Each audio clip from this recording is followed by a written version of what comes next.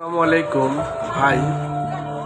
কালকে একটা ভিডিও দেখে খুব মন খারাপ হলো। সেটা হলো লঞ্চ অ্যাক্সিডেন্ট।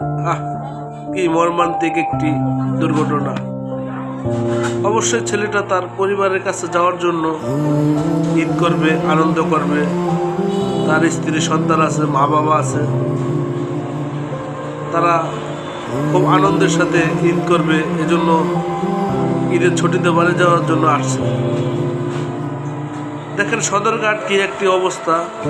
এই ছোটখাটো নৌকা এত বড় জাহাজের সাথে কিভাবে তারা পাল্লা দিয়ে মানুষ উঠায়। আমরা অবশ্যই চেষ্টা করব, জীবনের চেয়ে সময়ের মূল্য অনেক বেশি।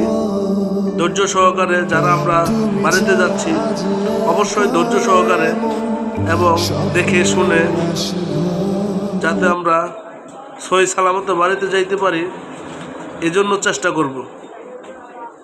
আর লঞ্চ মালিকদের কথা আর কি বলবো, এরা তো মানুষকে মানুষ মনে করে না। এরা মনে করতেছে ঈদের ভিতরে যত লোক নিবে তত তাদের ইনকাম। তারা ছোটোখাটো কিছু দেখে না। খুব কষ্ট লাগলো ভাই, এটা যা বলার ভাষা নেই। ঈদের ভিতরে কি একটি মর্মান্তিক দুর্ঘটনা ঘটে গেল।